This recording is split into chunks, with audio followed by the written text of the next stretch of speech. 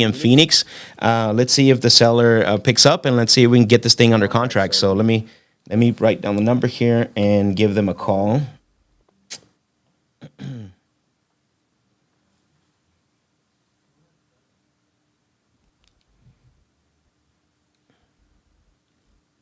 All right. So right now I'm using, what I do is I use CallRail to dial. So what happens with CallRail, but it's the best thing out there, CallRail, for us, that we've been using it for a while. Not for a while, but for a very long time. All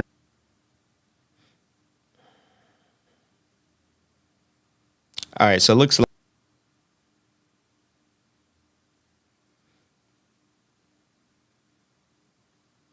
all right, there we go. It's ringing now.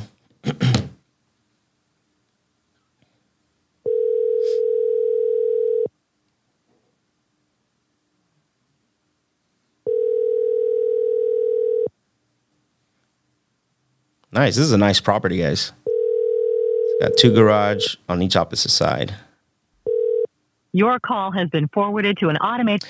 All right. So typically what I like to do when they don't answer, I do the back-to-back dial. You guys have heard me say this a lot on my other live calls, is that when you do back-to-back dial, typically what's going to happen, 8 out of 10 times people are going to pick up the call, just because, it could be somebody that's calling them as an emergency. That's just a little tactic.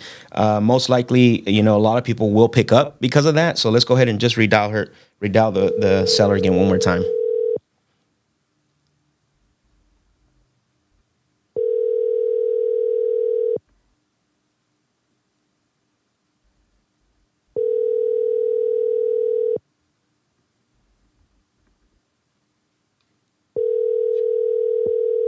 Nice neighborhood too.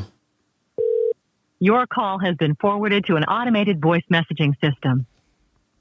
All right, so it looks like no pickup. Carlos, if you're watching, if we can maybe get Karine back on the line to see if she's ready, you can message me inside the spreadsheet. But let's call the next person. This is another property here in Arizona, so I'm gonna go ahead and let's call them up. Call me at this time, and this is part of prospecting, right? This is part of what we do. Not everything goes perfect. So what I'm looking, I haven't done my full research. Like I said, it definitely, it's something that I can see. I don't know if I can pay the $380,000. I did a brief overlook when it comes to the area, and what I'm looking at as far as regards your asking price, it's a little close to what market value is. So I'm assuming you're looking to get the highest possible for the property. Want you if you sold your house? 100%. And that's why I'm calling you, because that when I talk to people, I don't buy. What's stopping you from going on the market right now? I'm thinking about this. But I didn't advertise it yet. I got a few calls from you guys. And, okay, sure. Before going for advertising it, and even sell by owner. So there are a few sites like Zillow. You have also Realtor.com. Have you checked any of these sites? Trulia, have you checked those? I mean, no, your asking price is what it would sell for on the market. But typically when I talk to someone, or people that have sold to us in the past, they usually sell to us for 3 reasons. The first one is that some of them, not all of them, are in a financial situation. Some people, they usually want to choose their own closing date, which is very important to them.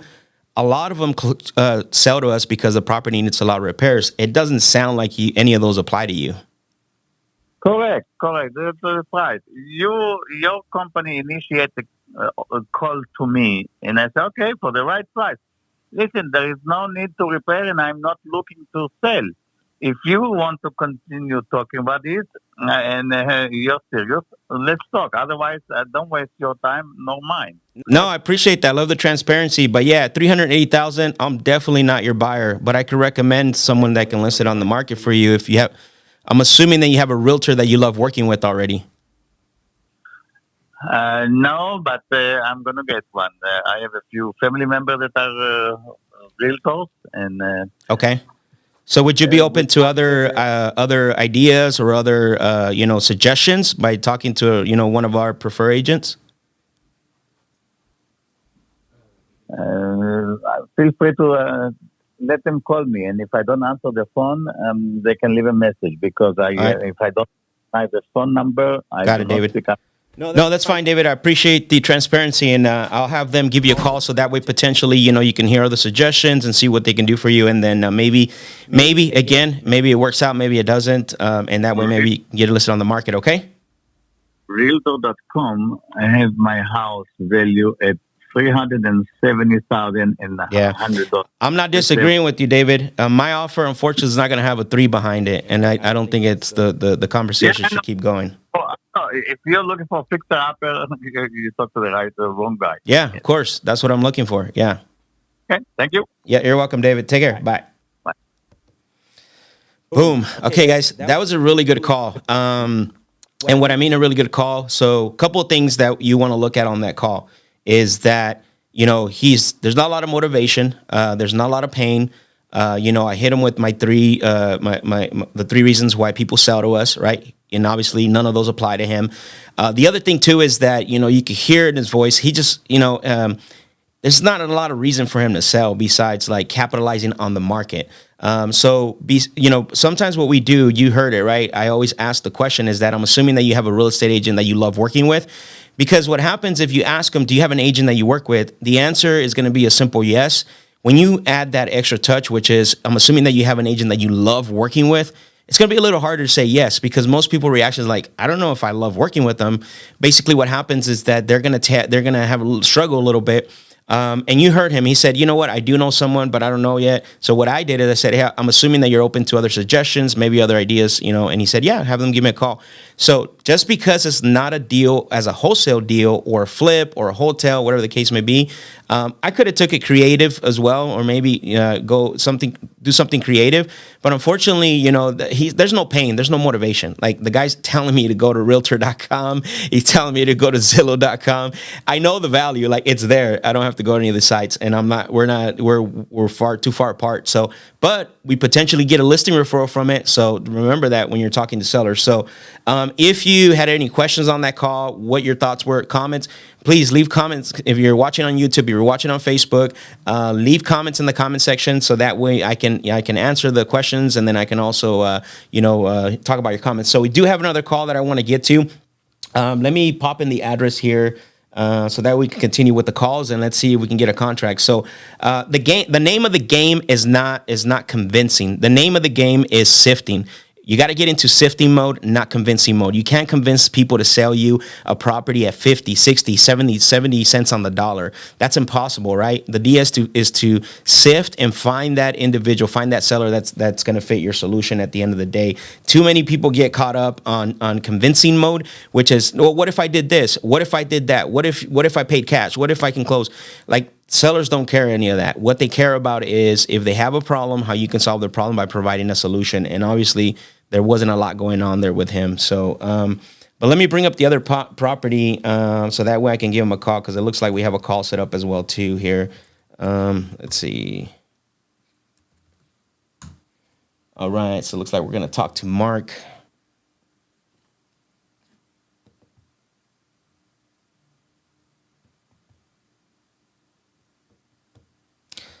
All right, so I got the property up. This is another one in Phoenix. Okay, wow, this is a big property, man. Let's see.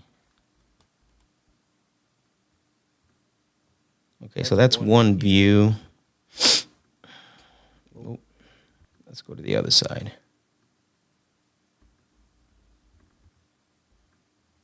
Guys, if you have any questions, any comments on that previous call, what your thoughts were, what you think you could have done different, what you believe. Let's see here.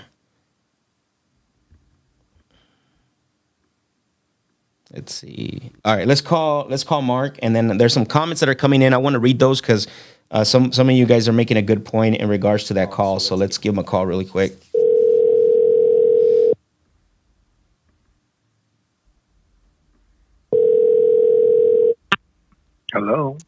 Hello, Mark. Mark. Yes. Hi, Mark. It's Max. I'm calling you because you had spoken to one of my team members about selling your property over at 9434 North 35th Place. Yeah, Max. Okay, perfect. Probably caught you at a bad time. I got a couple minutes. What's up? When you say a couple, like less than 5? How many do you need? I mean, if you want me to call you back, if I caught you in the middle of something, I can do that. Hey, Max. Nice to have you call. How many minutes would you like? Whatever you're available. Okay, great. Let's go. Let's talk. So you got more than 5 minutes? How many minutes would you like, Max? Whatever you're available. I have 5 minutes available. Sure. Perfect. That's all I wanted to hear. All right, Mark. So it looks like you were talking to Carl, and he left me some notes on here, but obviously all the notes don't tell the whole story. It looks like were you working on this property, Mark? Yes, I am. You are. Okay. Does that mean? Well, I hired a contractor, and they did the work. But yes, Okay. And what's got you considering selling this one? I don't need the house anymore. I bought the house after a divorce. The kids grew up and moved out. Don't need that. I got remarried. Don't need the house anymore. Okay. And then so it sounds like you're fixing it up to list it on the market. Correct. Okay. And so, I mean, what's stopping you from completing the work and just going on the market all the way through? Just availability of work. I don't know. What's the what? I'm sorry. Say that one more time. Just the availability of contractors and work. You probably have an easier time keeping contractors busy than some guy who has just one job. You would think. It used to be the case where we would get one bid, and then now we have to get like 3 bids because it's a thing where one contractor has 10 properties working, and then they have to basically commit to that, and then they say yes to me. But it sounds like it would be easy for us. But no, I get it with everything going up. So here's go ahead. Yeah, so it's a full high end redo. I gutted the property. It's starting from the sky and moving downward. The HVAC is 5 years old. The roof was resurfaced in 2021.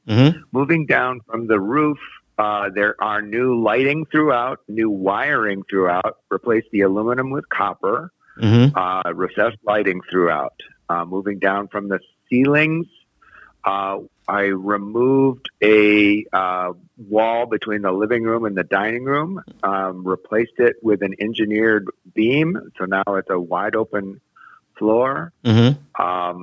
New kitchens, new kitchen walls, new kitchen counters, beautiful quartz counters, new cabinets, new garage door. New garage door, new kitchen, new flooring, new walls. Redid the master bedroom. Hold on, Mark. I'm trying to write this down. You're moving extremely fast for me, and I can't catch up. Sorry about that. I didn't mean to interrupt you. You are moving pretty fast, and I want to make sure that I take all these notes down. I mean, Mark, let's be honest. You've done quite a bit of work to this thing. I mean, it sounds like it just makes sense to finish it. I mean, just out of curiosity, ballpark, what are you looking to get for this thing? Today, this moment. Whenever you're ready to sell. I mean, it don't have to be today. Whenever you're ready to sell it. Well, the reality is that every month, the value of what I expect to get for it seems to have been going up. So I'm going to tell you what I would take today, but if you going up in its current condition or going up once it's 2022 standards, the market is going up. Well, no, I know the market's going up for sure. Yeah, I agree with you.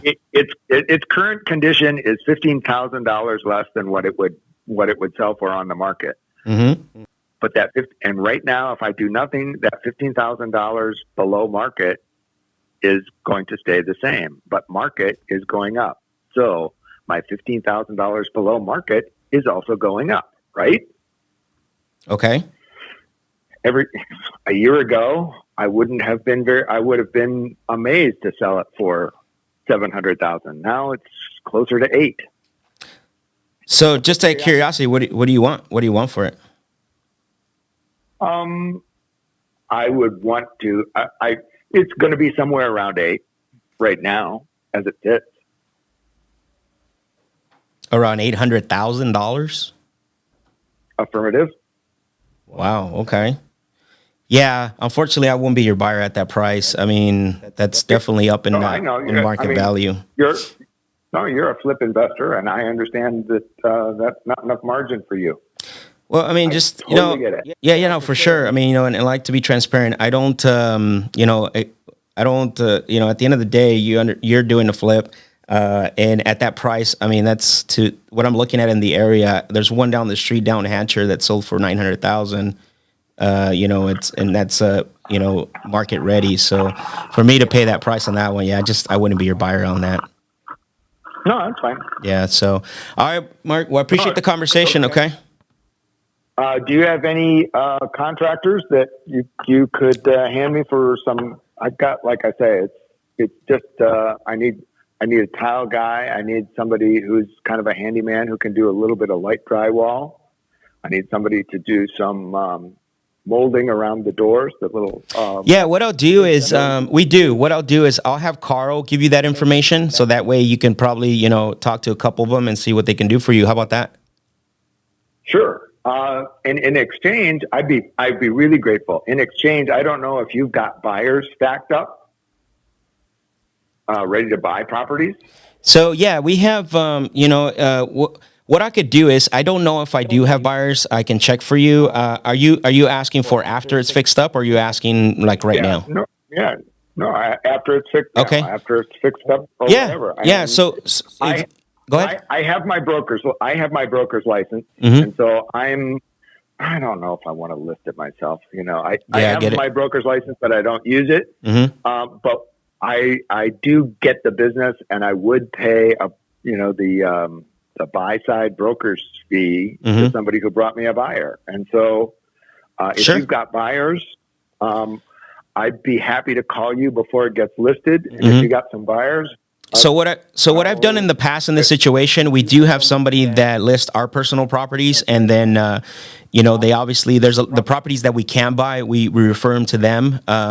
And so it sounds like you're open to some suggestions and maybe looking at other options. So just out of curiosity, if you were me, when would you have them call you?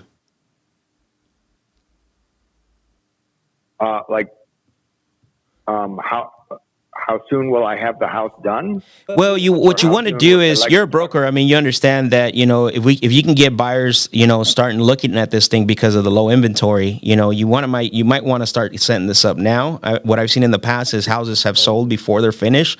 So I don't know if that's something that you might be interested in. No, I absolutely would. Okay.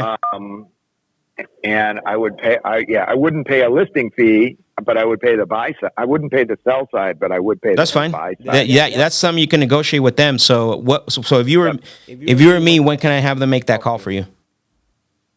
You can have them call to introduce themselves anytime, but it's probably going to be.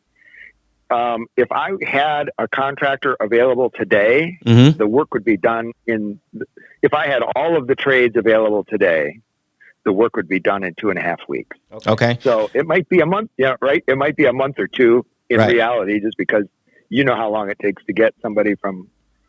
Yeah, of course. So sounds good, Mark.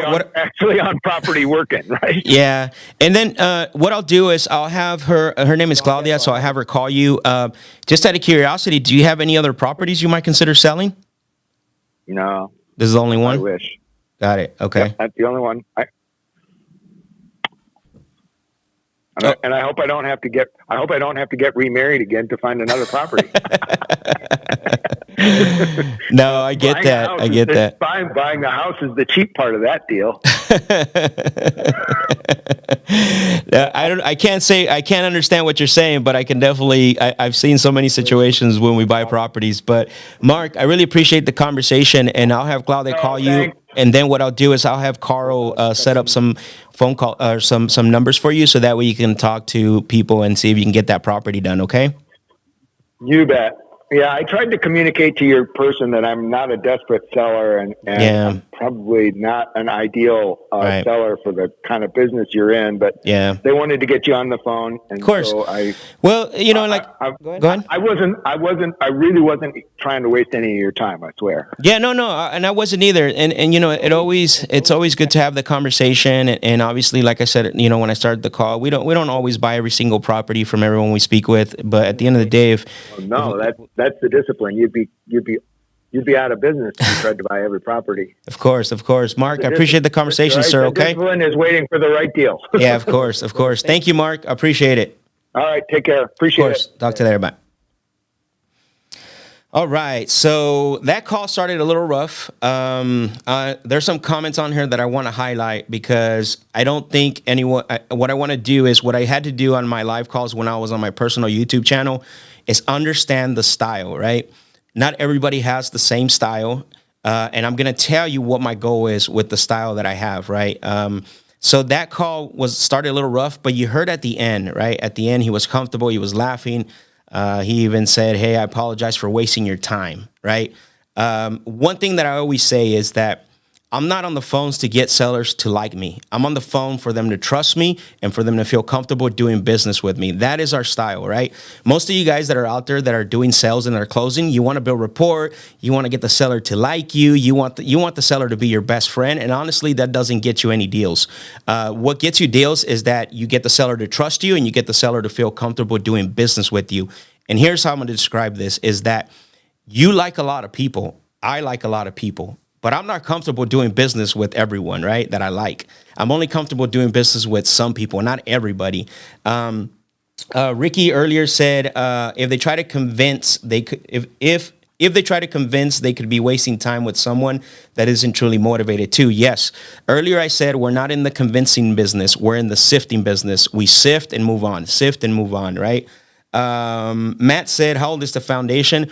I didn't ask that, Matt, because here in Arizona, we don't actually have foundation issues. If I was in another market, say, on the East Coast, Midwest, things like that, of course, we want to make sure that we are finding out how old the foundation is and all that. And in Arizona, we're actually really blessed and we're lucky that we have no foundation issues. We got most of the properties that we look at are actually anywhere between the 1960s to 1970s and newer. So there's actually for us to be asking for the for the foundation, it doesn't really apply, just because we do have, we're blessed for the properties that we have. They're all cookie cutter as well.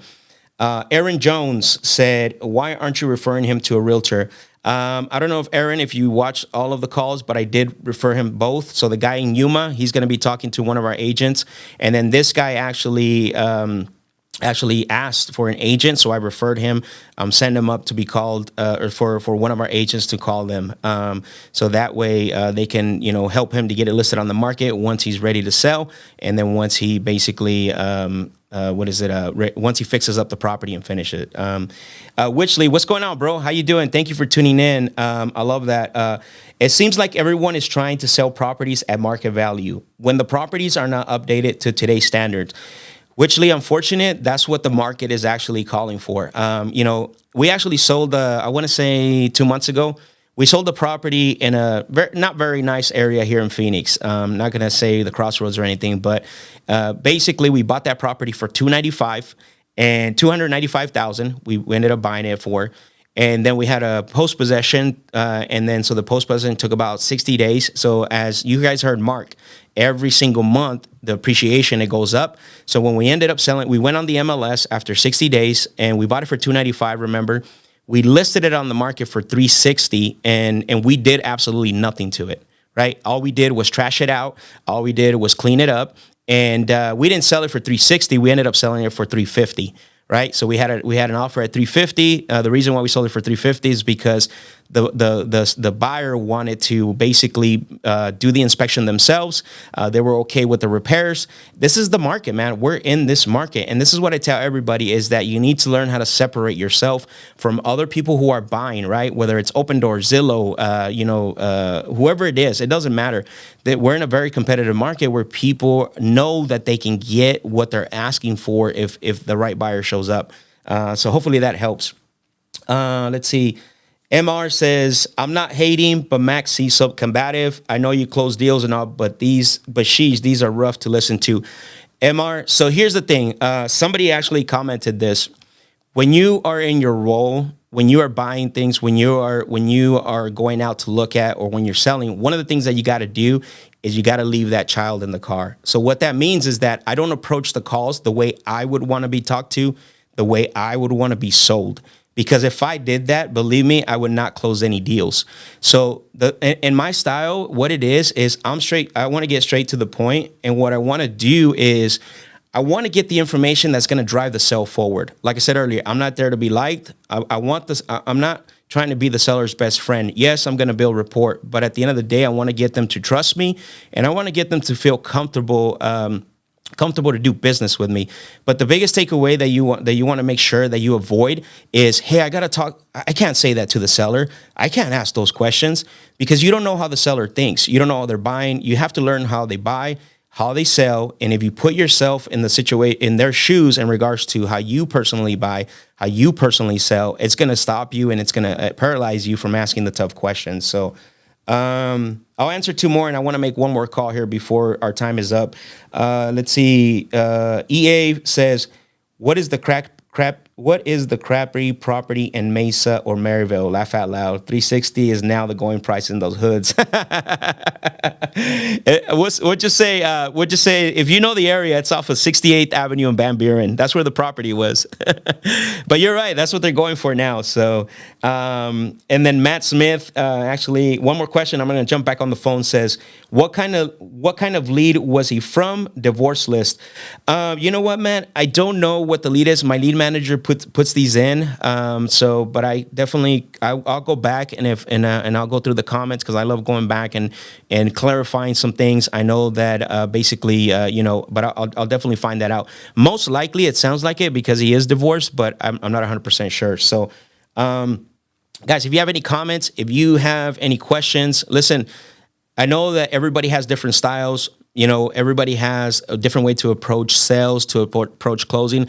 But one thing that when you watch my calls and when you listen to the calls that I do, my goal is never to get, like, I'm going to keep saying this, is never to be liked by the seller, is to get them to trust me and feel comfortable doing business with me. So if you do have more questions, leave your comments, leave your questions in the comments section, and I'll get to them right after this call. Also, by the way, I want to say next week we do have our Real Estate Disruptors sales training workshop, which is going to be on the 21st and the 22nd. So if you haven't checked that out yet, I want you to go check it out. A lot of the stuff that I use here is actually some things that we're going to talk about, things that we teach. April 22nd and 21st and 22nd, and that way you can learn how to handle objections. And here's the other thing is that when I hear objections, they're not objections to me. I always call them stalls. We got to help the seller get over the stalls that they have.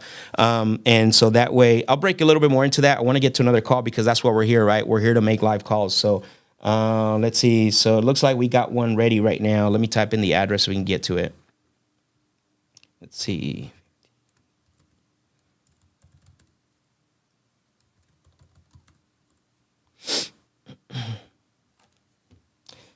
Yeah, guys, if you guys have any other questions, comments, keep the comments going, and also your questions as well.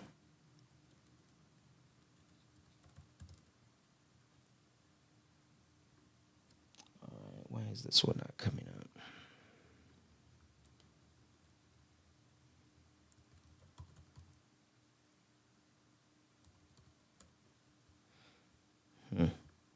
All right, bear with me, guys. I'm trying to bring up the property here so that way you guys can check it out, and then we're going to call the seller.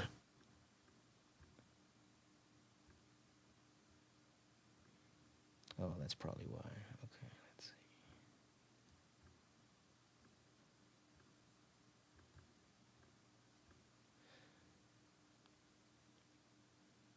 Perfect. All right, let's give the seller a call, see if they pick up.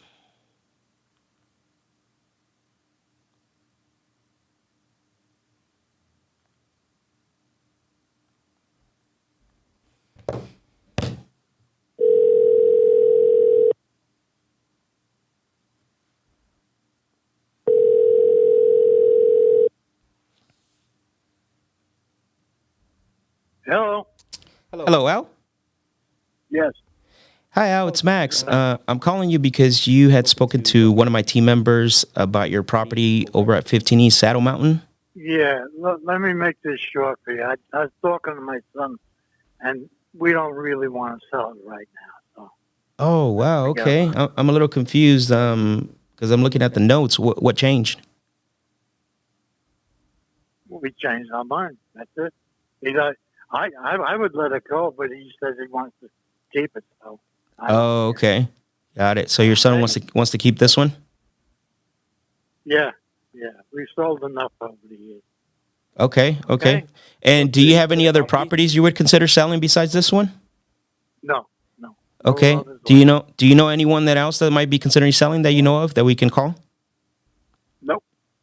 All right. Nobody. It's all good. All right, Al. Thank you very much, sir. Thank you for letting me know. Okay. You take care. Bye.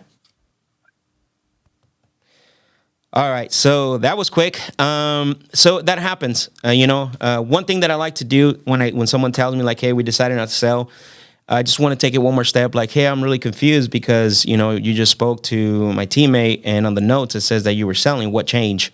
Right? It's very powerful because you're gonna get extra information. Maybe there's something that you can help the seller with when it comes to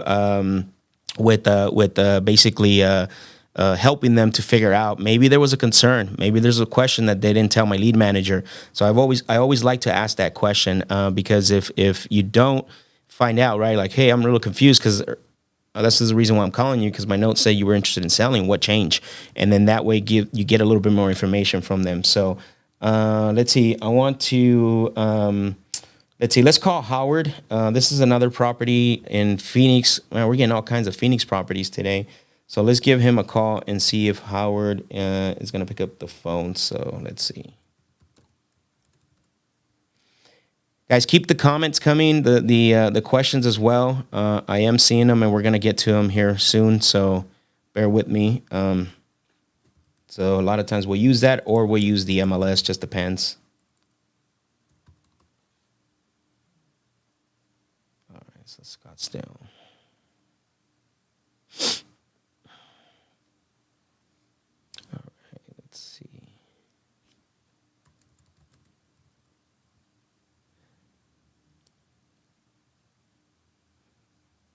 Wow, okay. So this is a unit.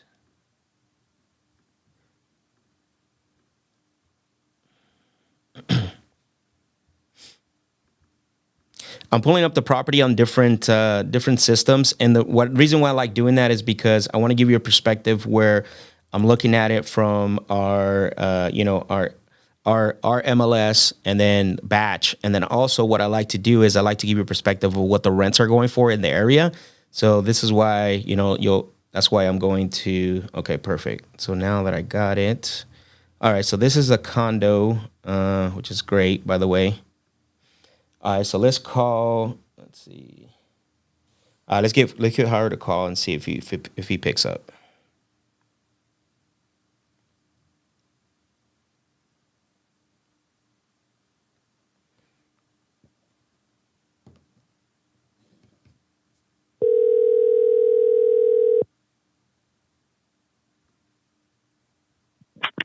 Hello?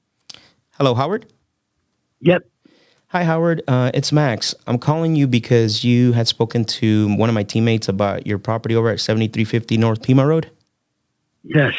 Okay. I'm here now. Oh, you're there now. Go ahead. Because the place, it's being sold.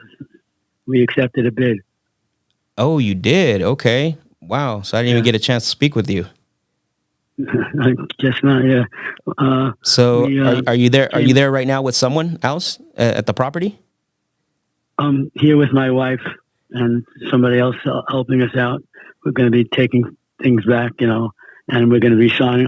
I'm here awaiting the signing, which is so are you listing it or are you selling it to someone that's going to pay cash?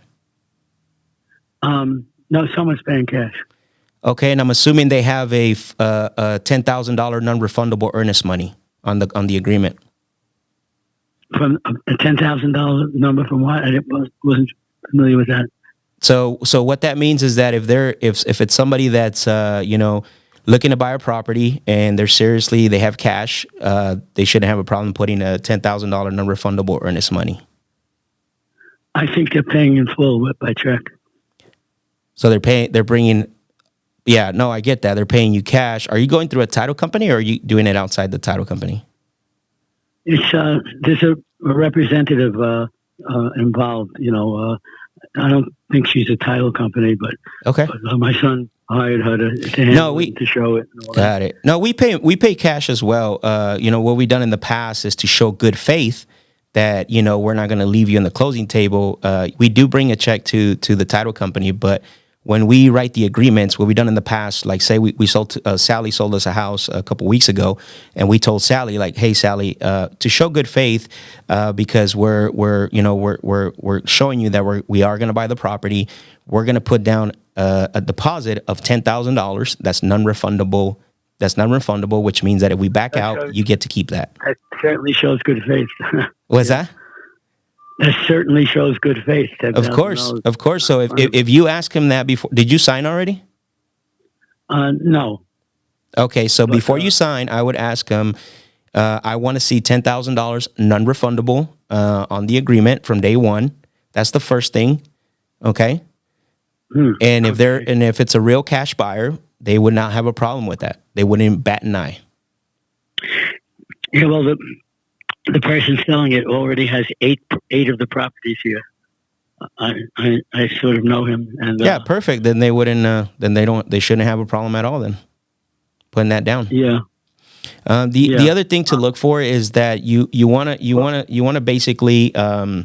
The other thing you want to do is you also want to check for one more thing, which is what's happening a lot right now is if he's already bought, so that's really good. So he's a buyer in that area.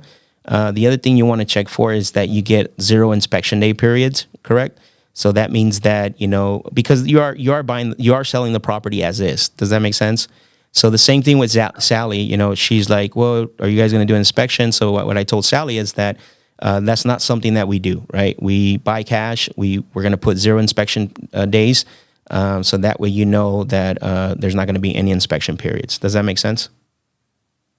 In other words, you're saying he shouldn't be able to inspect it? Yeah, if he's buying it as is. Well, we didn't say as is. And what I mean by that is that when I go out to a property and I'm sitting there with the seller, so when I went out to talk to Sally, I sat there at the property and I told Sally, this is my inspection period. I am the buyer and I am the one that's inspecting the property. Does that make sense? Yeah, well, I think they're going to come in. There's a certain day an inspection day where they walk through. If he's a cash buyer, how do you feel about that? I'm okay. We're leaving it in good shape. So you're okay with giving them an inspection period on as-is property? I'm not sure if it's considered as-is. Oh, okay. I think my son would know more. Because as-is is where there's no real estate broker that gets money and no. As is just means that basically you're selling the property. You're basically not going to promise any repairs to the buyer. You're not promising, that you're going to make any repairs and that you're not guaranteeing anything on the property. That's what as is means. I think there's one day where he's allowed to come and inspect before we change hands. Say that one more time. Yeah, there's one day where he's allowed to inspect. I think it's like on the 27th of the month. Yeah. Of this month. Just out of curiosity, when you ask him why he needed that one day, what did he say to you? Well, it was set up, by the buyer and seller. He just wants to look the place over. If there's anything, wrong, he might ask us about it or something. Mm-hmm. But we're selling it, and it's in good shape. Okay. So, I mean, at the end of the day, it's your property. The problem we're seeing a lot in this market is where people are not putting skin in the game in regards to like a good faith deposit, and then they're wanting long inspection periods. And then the third thing is that a lot of people don't show a proof of funds with their name on it. So that means that they have the money to buy the property. They have the money in the bank, especially if they're paying cash. Yeah, I happen to know the person that's buying it also already has 8 properties. I know him. Sure. He has 8 properties on the property. He's pretty wealthy. Got it. Okay, so it sounds like you feel pretty comfortable selling to him. Yeah, I know him for a couple of years, a number of years actually. No, that's fine. Sounds good, Howard. So, is there any other properties you would consider selling besides this one? Right now, the only other property we have of real value is our house in Long Island, and that's our main house. Will be our main house at the moment. Oh, I see. Got it. At the moment. Well, it's possible we'll want to go someplace or move or something like that. Okay, so there's a possibility that maybe later on you're going to move. Yeah, we've lived here since 2002.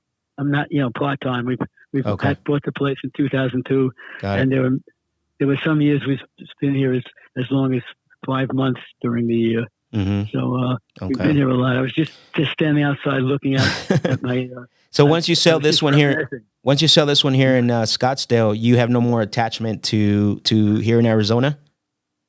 That's true, and that's why I was just standing out there after being here, off and on since 2002, reminiscing. I was standing out there for about an hour, looking out at the view that I've seen a lot of times up until now.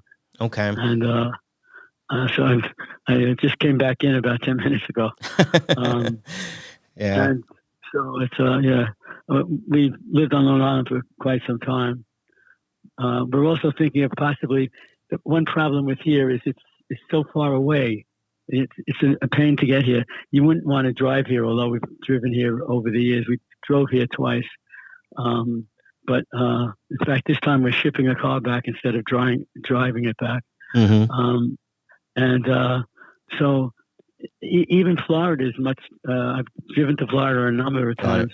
It's really an easier from New York, from Long Island, I should say. Mm-hmm. It's that isn't too bad. Yeah. I used to go during school Christmas break. Nice. I used to go there and come back. Nice. Here, I love it here. I like the weather. Mm-hmm. But that's why I've been saying goodbyes yesterday. No, that's perfect. So, Howard, if you were me calling yourself back, especially for that property you have, I think you said New Jersey. I mean, when would you make that call to, maybe just to check in and see if you're considering selling it? Long Island. Long Island. Sorry, I apologize about that. That's all right. It's a nice area too, where it's in a nice suburban area, fairly far from the city, but not that far. Mm-hmm. Yeah. I used to commute from there daily to a high school in Queens, New York City. Yeah.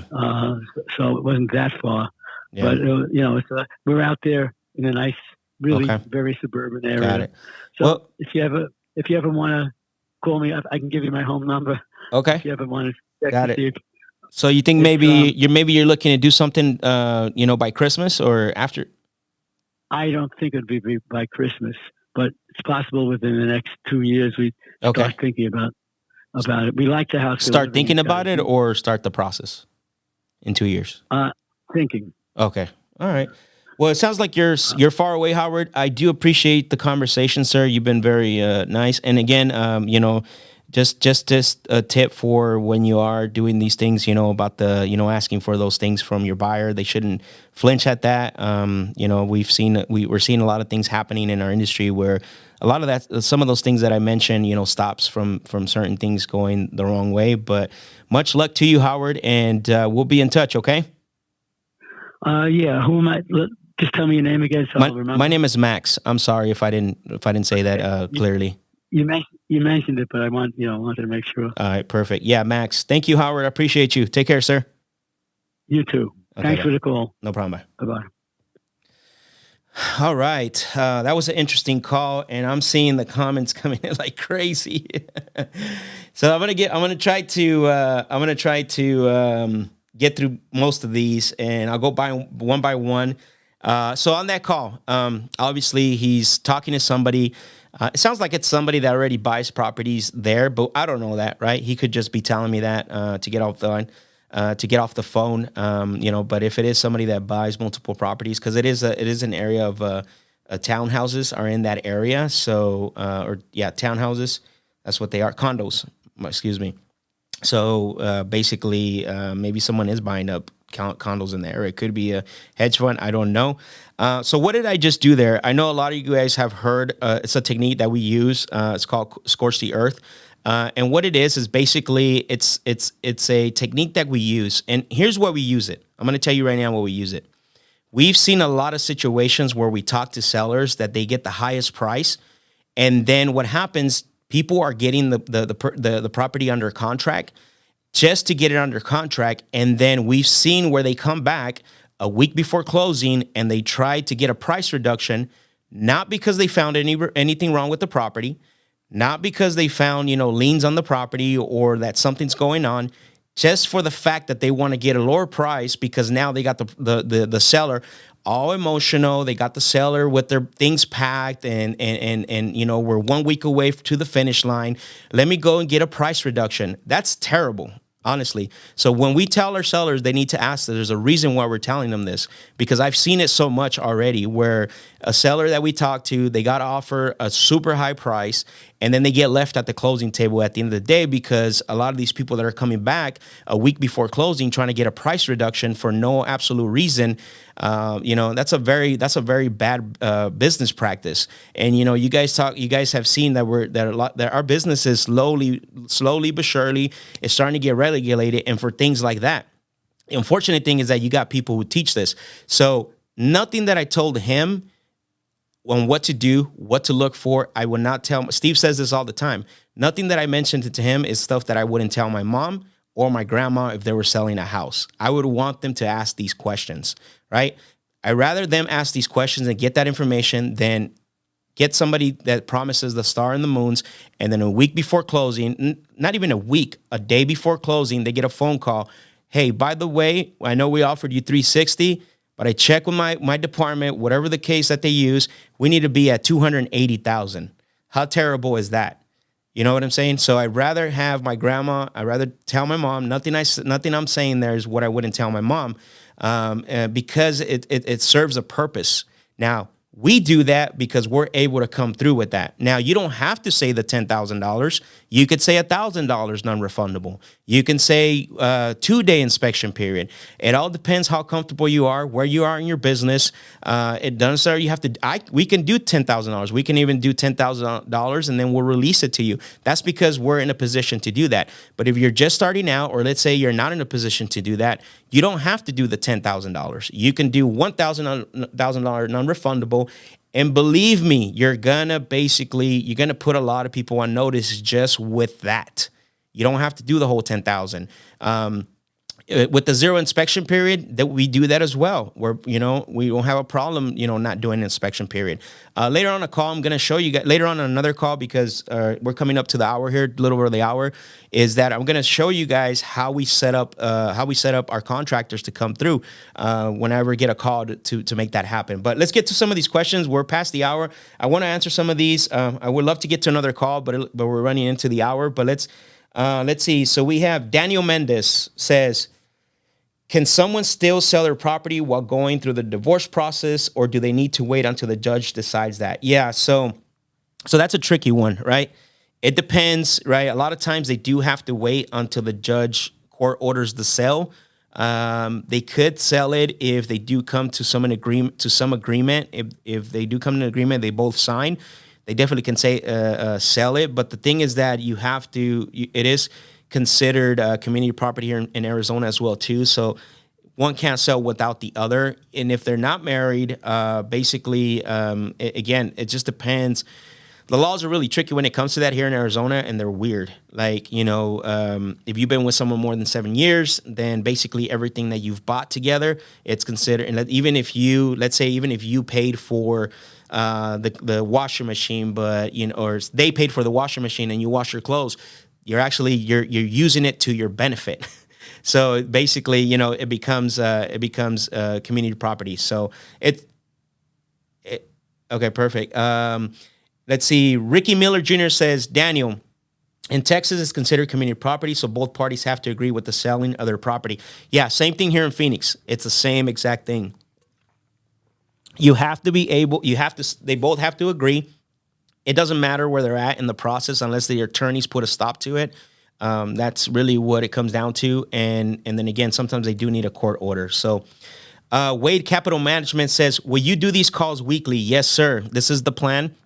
I was doing them, and if you go to my YouTube channel, there's 4 weeks of calls, but am going to be jumping on live here every single Thursday at 10 a.m. Arizona time. So keep an eye on that for that.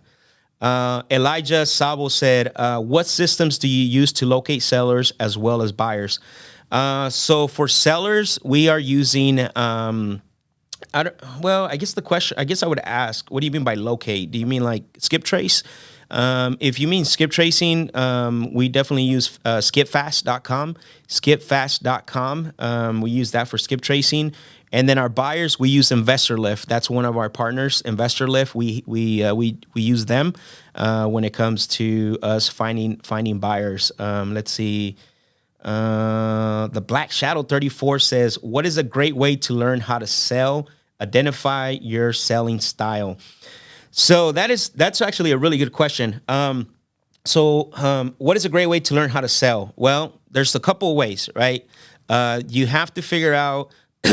Well, here's how we learn, right? So the style that I have comes from a certain sales training system, but then we tailored it to real estate, right? We cut our teeth on the real estate side of it, and basic come in the 21st and the 22nd. So that's one way, right? You can invest in coaching. So if you want to invest in yourself and coaching, you definitely can do that. Like coming to one of our workshops, it's a day and a half workshop where we discover your DISC profile, right? We talk about what your DISC profile is. We find out what your learning style is too, and then we teach you basically all the techniques. That's if you're ready to invest yourself. The other way you can learn how to sell is by watching these types of this program here. You go back and listen to all the 4 weeks of the live calls. The biggest way you're going to learn is go out now and applying it and basically, applying what you learn and getting wisdom and experience. I always say this, books and what we're doing here is going to give you the knowledge, but the only way you're going to get experience and you're going to get wisdom is by going out and applying the knowledge. So you have to make sure that you are out there applying this, not just learning it as well. So hopefully that helps. Pure Home Solutions says scorch the earth method, exclamation point. Yeah, that's basically what it is. We do scorch the earth. I want to make it very clear, like I said when I got off the call, we do the max because we're able to. Necessarily, you have to do that. And then Matt Smith says, "Wow, you guys are doing 0 inspection days." Yeah, we're comfortable with that. We don't have a problem with it. Now, keep in mind that it's going to be on very specific deals, right? We don't do that on every single deal. We're not scorching the earth on everything. It's got to be a deal for us that makes sense for us to do the 0-day inspection, that we know if we don't find a buyer for it, we're prepared to close on it. That's the other benefit. Once you move from just wholesaling one deal at a time and you get into a stage where now you're in control of the driver's seat, where you're able to close your own deals, that's what you can do. And so Aaron Jones says, "Scorching the earth, fire." Brother, I appreciate you. Thank you for tuning in. Appreciate the fire emojis. Fogtown King said, "I F's with Max, but the scorch the earth method bogus." It's not for everybody, bro. And like I said, there's nothing there that I said that I wouldn't tell my mom or my grandma. And like I said, it's a better strategy than leaving the seller at the closing table and calling them 3 days before closing. I saw a post that said, "Going to call this tomorrow's closing day. I'm going to call the seller and ask for a $60,000 price drop." What if that was somebody that you knew? And then not only did he say that, but it said, "Wish me luck." That's terrible, right? Imagine if that's someone that you knew. Wouldn't you want them to actually know this and then ask that if that was somebody that you knew? This guy's getting ready to go ask for a $60,000 price reduction on closing day, not because he found something, not because, they discovered that the plumbing was all cracked from the main to the house. None of that stuff. It was just to get a price reduction. And so we see that a lot. So that's why we do this. That's why we tell the sellers that this is what you want to look out for. So Aaron Jones says, "Max, tell seller no further price reduction approved beyond point of the contract." There it is. Aaron Jones just said what I've been saying. Why we do the scorch the earth. He just said, that's one thing that you can do. I love that, Aaron. That's something that you could add to your scorch the earth policy, right? It's Max, tell seller no further price reduction approved beyond contract ratification.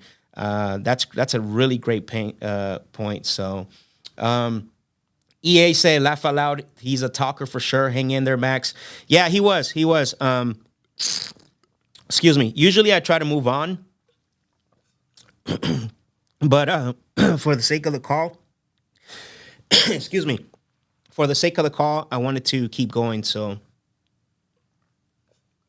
Harvey Martinez said, how much is the other buyer offering the seller? Wouldn't you want to offer an escalation clause or the opportunity to make an offer? I would. I think at this point, though, you heard the seller. So 2 things when we're on a call. What you want to do is you want to be conscious of the conversation. It's not just about calling. It's not just about delivering your message. You also want to understand your conversation is this the right moment to say something like this? Is this the right moment to say something like that? You always want to be conscious of that, because I could have gone that way, but he was timid. He had a lot of stuff going on. The guy was there at the property, to make the calls. So he basically, I didn't want to push him that way. I could have pushed him and basically said, hey, what's your other offer and things like that. But for the sake of, the opportunity, plus I looked at it, it's actually listed on the MLS for $330,000. So at the end of the day, I wanted to move forward. But that's a good point, though. That's a good point. It's something I could have done. Harvey, for sure. It's something I could have done on the call.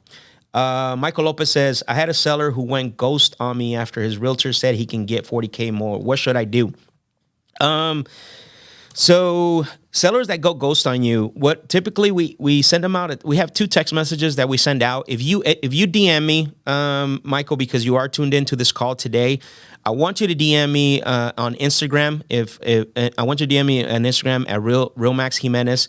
I'm gonna send you 2 text messages that you can send someone, and then that way you can send the seller. And basically what the text messages are going to do is gonna get the seller back to call you. It's a real good strategy. We actually had one. We had a success story the other day where the seller was ghosting the buyer, one of the guys that we knew, and he sent one of the text messages, and the seller ended up completing the agreement. He signed it, and now they're moving over to the closing table. So I have one more question that I'm going to take, and we're probably going to end up wrapping up here because we are past 10 minutes past the hour.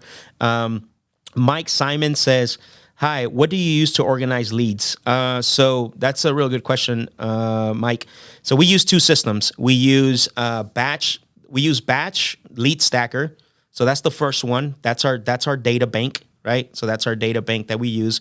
We put in all our leads inside batch lead stacker. We're gonna have some links and stuff put as well, so you guys can check that out. That's to organize the leads. We tag them. That's where we stack them. That's where we create multiple pain points. And then basically the other one is Salesforce. That's our CRM. We use Salesforce so we can basically, that's where we call the leads, follow up. That's where the prospecting organization happens. So we use those 2 systems. So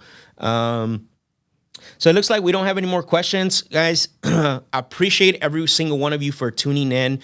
This has been great. I'd love to get some more people on the phone. Some conversations go long, some are short. You were able to experience, some of our tactics. Like I said, we have our workshop coming up next Thursday, April 21st and 22nd, and that's not the only one. So we would love for you guys to make it out, come out. We're gonna discover what your disc profile is, your selling style. We're also going to talk, show you techniques, ways that you can approach the sellers. And so that way, again, April 21st and 22nd, I want you guys to come out and get better at sales. Listen, you can only get better if you invest in yourself. One of the things that I always say is that if you don't respect your craft is not going to respect you. So guys, I appreciate you for tuning in today. Thank you for watching the Closers Lab. If you guys have a deal that you want us to collaborate with, please reach out. Join us next week. Again, next week, 10 a.m. Arizona time, and we're going to call some sellers and try to close some deals. Thank you, everyone, for watching. Talk to you guys later.